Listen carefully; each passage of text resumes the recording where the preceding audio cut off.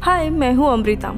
Movie की शुरुआत में हम सिबिल नाम के लड़की को देखते हैं जिसे रात में काफी अजीब विजन्स आ रहे थे। फिर उसके बाद बचपन में एक हादसा हुआ था, वो सपना देखने लगती है। जब वो छोटी थी तब किसी घुसपैठी ने उसे पकड़ने की कोशिश की थी, लेकिन तभी वो डर के उठती है। सुबह हम देखते हैं कि वो काफी बड़े मैंशन में अपने पेरेंट्स, अपनी छोटी बहन एलेक्स और दादाजी के साथ रहती थी। अब अगले दिन इनसे मिलने के लिए इनके कजिन्स थियो और जोई और उसके माता पिता आते हैं और सब लोग नाश्ता करने के बाद काफी मजे करने लगते हैं। तभी सिबिल जो निशाना लगा रही होती है, उसके तीर से अचानक से काला साया निकलता है, लेकिन सिबिल के अलावा उसे और कोई भी नहीं देख पाता।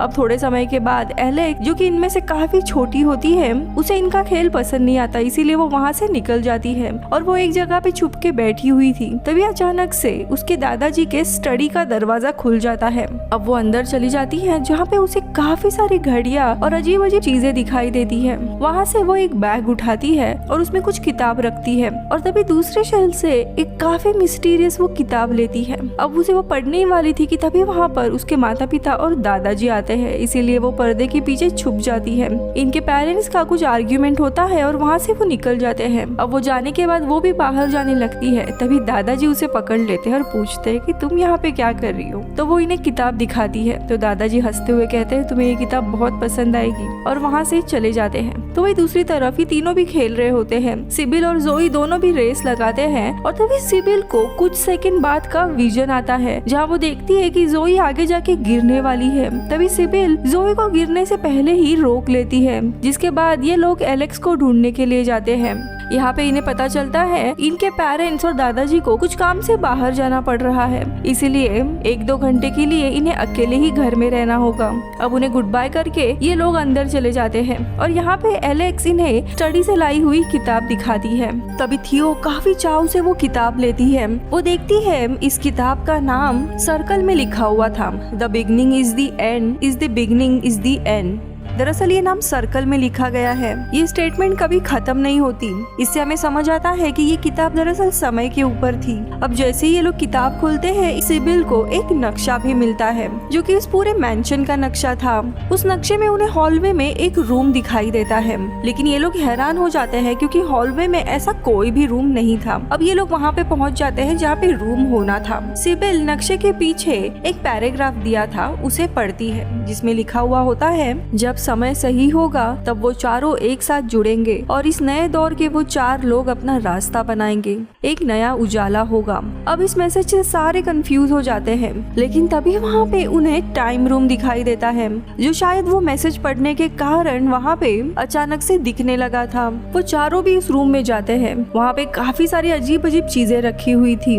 इसी दौरान जोई को नया दरवाजा मिलता है, जिसे खोलने पर एक जादुई जंगल होता है, लेकिन ये दरवाजा खोलने के कारण जिस दरवाजे से ये लोग आए थे, यानी मैंशन का दरवाजा, वो गायब हो जाता है, जिससे सिबिल काफी पैनिक होने लगती है। यानी कि इन्हें अब मैंशन में वापस जाना है तो इस जादुई जंगल में जाना होगा। और तभी एलेक्स और जोई उस जादुई जंगल में दौड़ते हुए चले जाते हैं। वही दूसरी तरफ इनके दादाजी निकोलाई मैंशन पर आते हैं और इन्हें ढूंढने लगते हैं, लेकिन उन्हें जल्दी पता चल जाता है कि ये लोग टाइम रूम में चले गए हैं, जिससे वो मन ही मन में खुश हो जाते हैं। तो वही दूसरी तरफ हम जंगल में देखते हैं, इन्हें सामने एक बहुत बड़ा पेड़ मिलता है और उसमें एक दरवाजा था। अब इन्हें लगता है कि ये दरवाजा खोलने पर ये लोग वापस मैंशन में जा सकते हैं, और इसी पेड़ और दरवाजे की तस्वीर इन्हें किताब में भी मिलती है। और इस पिक्चर के बाजू में एक बहुत बड़े टैबलेट की पिक्चर थी, यानी कि पेड़ का दरवाजा खोलने के लिए इन्हें टैबलेट को ढूंढना होगा। तभी इन्हें आसपास उस टैबलेट के कुछ टुकड़े मिलते हैं, जिन्हें ये लोग इकट्ठा करते हैं और वो उसे लगाकर टैबलेट को जोड़ देते हैं। तभी अचानक से वहाँ पे धमाका होता है और एलियन लाइक क्रीचर आता है, जिसका नाम अगोट था,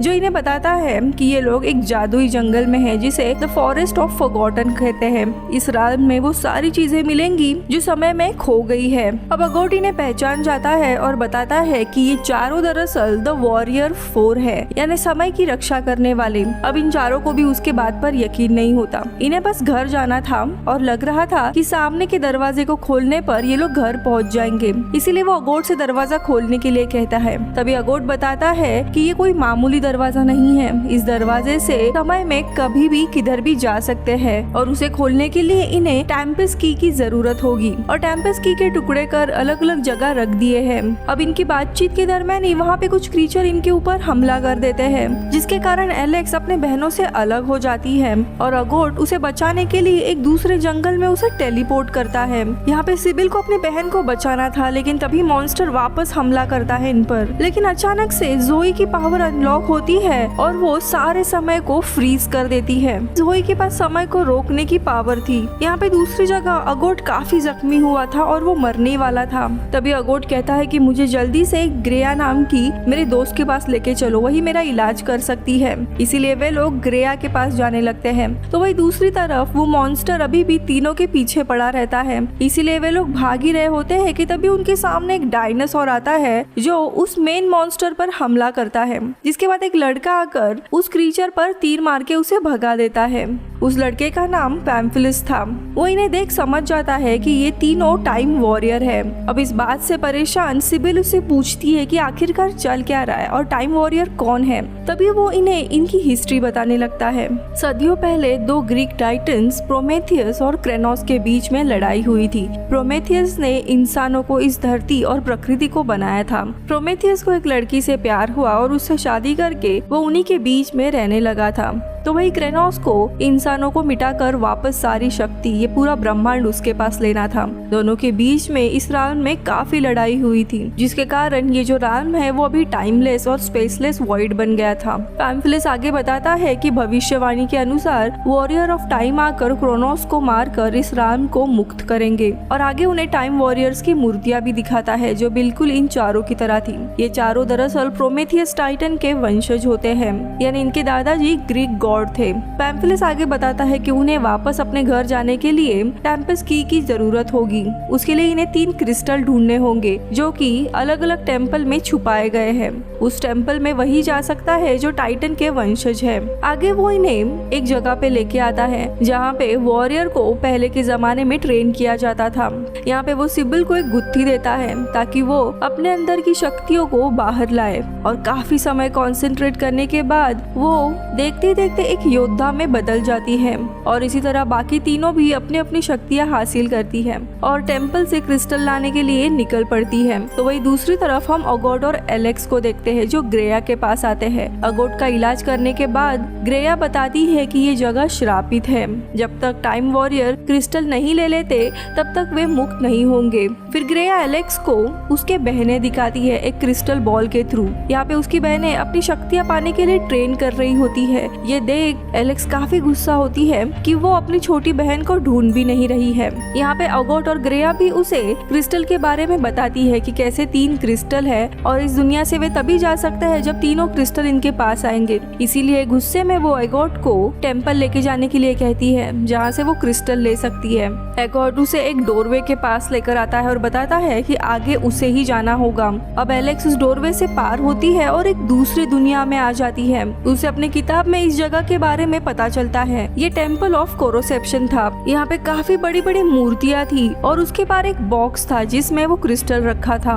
अब ये जैसे ही आगे जाती है तब आसपास जितनी भी बड़ी बड़ी मूर्तियाँ होती है वो टूटने लगती है। अब किताब में लिखा था कि अगर मूर्तियाँ टूटी तो उसे क्रिस्टल नहीं मिलेगा और तभी किताब में लिखी गई एक बात उसे याद आती है कि ये टेम्पल समय को आगे या पीछे लेके जाने की गति है। इसीलिए वो एक तरकीब लड़ाती है और दौड़ते हुए उस बॉक्स के यहाँ पे जाती है। सारी मूर्तियाँ टूट जाती है। फिर वो बॉक्स को अनलॉक करती है और उस बॉक्स के उल्टे चक्कर काटती है जिससे कि वो मूर्तियाँ वापस से ठीक हो जाती है और फिर वो बॉक्स को ओपन करती है और उसे पहला क्रिस्टल मिल जाता है जिसे लेकर वो अगोट के पास आती है। अब दूसरी जगह पे ये तीनों भी टेम्पल ऑफ क्रोनोमेट्री के यहाँ पे जाते हैं। पैम्फिलस उन्हें बताता है कि आगे इन तीनों को ही जाना होगा और यहाँ पे थियो की मेन पावर अनलॉक होती है। वो उसके साथ जुड़ी हुई सारी चीजें याद रख सकती थी, यानी जो उसके साथ अभी तक हुआ है वो सारी चीजें उसे याद आने लगती है। अब आगे जाने पर इन्हें एक स्क्रोल मिलता है जिस पर पहेली होती है कि मेरे पास 2 शरीर है और मैं जब शुरू होता हूँ तो समय उतना ही तेज चलता है। तभी थियो को अपने पावर के कारण याद आता है कि उसने एलेक्स की जब किताब पढ़ी थी तब उसमें भी ये पहेली लिखी हुई थी और इस पहेली का जवाब है रेत की घड़ी, जो टेम्पल के द्वार पर इन्होंने आते हुए देखी थी। और थियो ये बोलते ही इनका समय शुरू होता है। तभी वे लोग रेत की उस घड़ी को यहाँ पर लाकर रखते हैं स्ट्रोल के ऊपर और उसे शुरू कर देते हैं, जिससे कि उनकी पहेली सुलझ जाती है। और यहाँ पर इन्हें दूसरा क्रिस्टल मिलता है जिसे लेकर ये लोग वापस जाते हैं। तो वही दूसरी जगह पे ये लोग क्रिस्टल लेके वापस ग्रेया के पास आते हैं। अगोट एलेक्स को बताता है कि वो एलेक्स के बाकी बहनों को ढूंढने के लिए जा रहा है, जिसके बाद ग्रेया एलेक्स को बार बार डराने लगती है ताकि क्रिस्टल से एलेक्स की पावर अनलीश हो। लेकिन तभी अचानक से ग्रेया घर से गायब होती है और एक बहुत बड़ा ड्रैगन आ जाता है और वो एलेक्स पर हमला करने वाला होता है कि तभी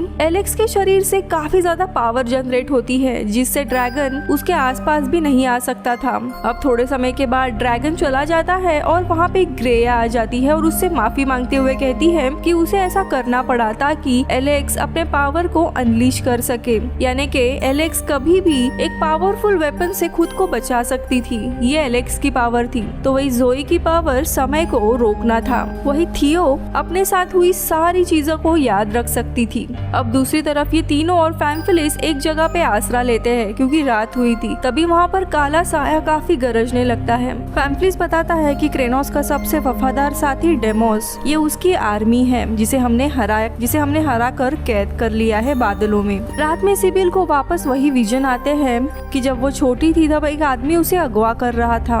अब अगले दिन एगोट उन तीनों बहनों को ढूंढ लेता है और उन्हें बताता है कि एलेक्स बिल्कुल ठीक है। इन्हें बताता है कि एलेक्स तुम्हारा तीसरे टेम्पल के यहाँ पे इंतजार कर रही है, इसलिए फैम्फिलिस के साथ ये लोग आगे बढ़ते हैं। और यहाँ पे ग्रेया एलेक्स को बताती है कि तुम्हारी बहनें खतरे में हैं। फैम्फिलिस नाम के एक शैतान ने तीनों बहनों को कैद कर लिया है, जिसे सुन एलेक्स को काफी गुस्सा आता है और वो स्टोन की मदद से अपनी पावर्स और भी बढ़ाने लगती है, जिसके कारण अचानक से वो काफी बड़ी हो जाती है और वो अगोट के बताए हुए जगह पर जाने के लिए निकलती है। तो वही दूसरी जगह पे सिबिल फैम्फिलिस से पूछती है कि तुमने क्रेनोस के वफादार साथी डेमोस और उसके आर्मी को कैसे हराया था। तो वो बताता है कि हमने डेमोस को एक टेम्पलेट में कैद कर लिया था और उसके चारों हिस्से करके द फॉरेस्ट ऑफ फॉरगॉटन में डाल दिया था ताकि वो हमेशा के लिए समय में खोया रहे। लेकिन ये बात सुनते ये तीनों काफी पैनिक होने लगती है क्योंकि उन्होंने वही टेम्पलेट को जोड़ के वहाँ पे एगोट को लाया था, यानी एगोट ही डेमोस है, यानी टाइटन क्रेनोस का वफादार साथी। सुनते ही फैम्फिलिस भी काफी हैरान होता है लेकिन कहता है कि अभी हमें कुछ भी नहीं करना है। अब एगोट इन लोगों को तीसरे टेम्पल के यहाँ पे लेके जाता है। एलेक्स वहाँ पे आती है। दरअसल एलेक्स इनके पहले ही यहाँ पे पहुँच गई थी और उसने क्रिस्टल ले लिया होता है। यहाँ पे एलेक्स फैम्फिलिस को देखती है और काफी गुस्सा हो जाती है क्योंकि उसे लग रहा था फैम्फिलिस ने उसके बहनों को कैदी बनाया था, इसीलिए उसे पत्थरों के बीच में कैद करती है। लेकिन तभी अचानक से वहाँ पे गोलेम मॉन्स्टर बन जाता है और इनके ऊपर हमला करता है, लेकिन एलेक्स उसे अपने पावर से मार देती है। और यहाँ पे उसके पास जो तीसरा क्रिस्टल होता है वो बिना सोचे समझे वो एगोट को दे देती है। तभी फैम्फिलिस बाहर आता है और एगोट को असली रूप पे लाने के लिए मंत्र बोलता है और एगोट अपने असली रूप यानी डेमोस के रूप में आ जाता है। यहाँ पे फैम्फिलिस एलेक्स को बताता है कि दरअसल ये मॉन्स्टर है। ये देख एलेक्स पूरी तरीके से टूट जाती है कि उसने इतना कीमती क्रिस्टल मॉन्स्टर को ही दे दिया है और वो रोने लगती है, जिससे उसकी सारी पावर अनलीश होती है। तभी सिबिल आकर उसे बचा लेती है और उसकी पावर कंट्रोल में आ जाती है थोड़े समय बाद। इसके कारण वो वापस छोटी होती है।